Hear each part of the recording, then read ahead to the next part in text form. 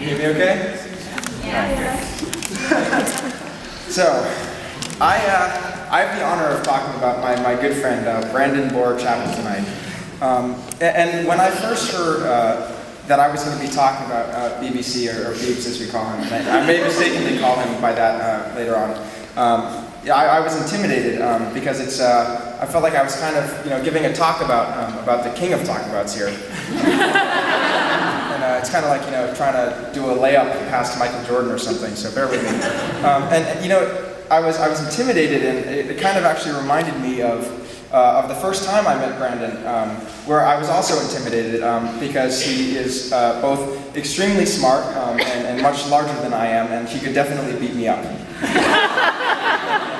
So that was pretty scary. And I remember one of the earliest conversations I had this summer was we were kind of hanging out at the house, and it was kind of late, and just out of nowhere, Colin came up to me and he said, I'm pretty sure BBC likes you. He meant obviously, in the friend kind of way. And that made me, feel two things. One, it was like, oh, pretty sure, But I mean, it was I think a positive sign from the very beginning. And I just remember that conversation thinking, oh, thank God I'm hopefully making it somewhere socially in this group. Anyway, there's a lot I could say about Brandon, but I wanted to.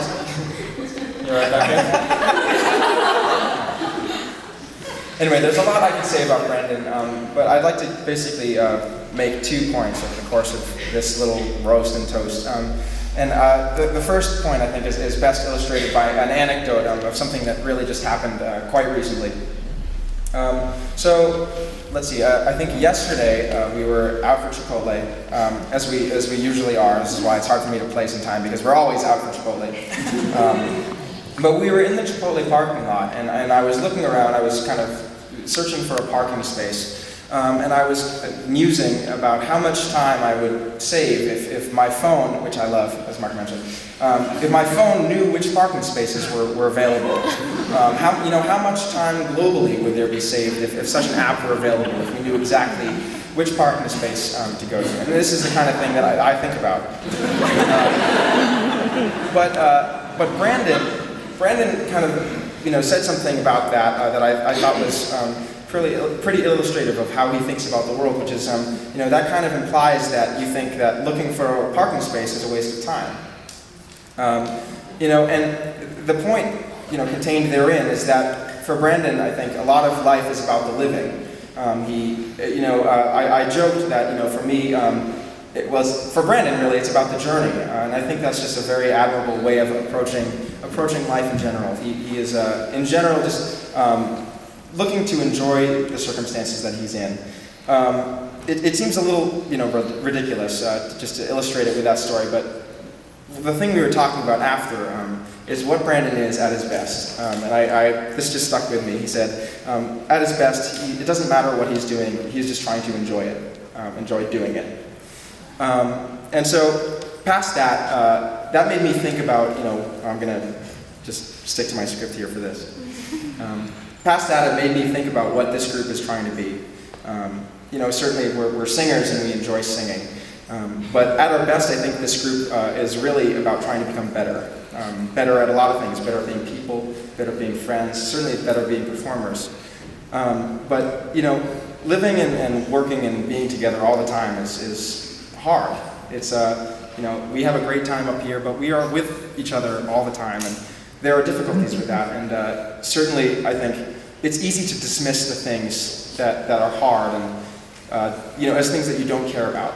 But I think one of the things that Brandon has really taught me, and hopefully taught all of us, is that it's more important to care about those things and really just in general try to become better. And I think for me, Brandon has been that friend for me. He has been the friend that has told me, how to become better, even if it wasn't easy for me to hear those things. And it's just invaluable to have a friend like that, and I'm just very grateful that I do have one. So, thank you, Brandon.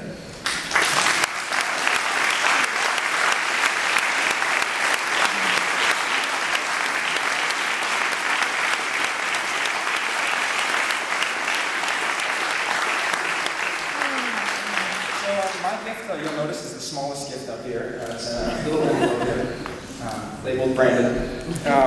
And one of those things that Brandon, I think, is, we spoke about earlier this summer is that Brandon, I think, enjoys experiences more than physical objects. And so I kind of went off script here a little bit and got him a gift certificate or something. And I'd like to give this to Brandon and have him discover for himself what it is, basically. There are two things in here. There's a card, and then a gift certificate. So, here. Why don't you announce your Every new day is a chance to learn and grow and change. It's a magical world, Hobbs, old buddy. Let's go exploring. Alan Hobbs, quintessential intellectual. Except your birthday, none of that nonsense today. Brandon, happy combination birthday final show. It was a privilege getting to know you this summer and look forward to our future adventures together. Thank you. And this is a... Well, so I'll just, as he's discovering it, I'll announce it. It's a gift certificate for a massage parlor.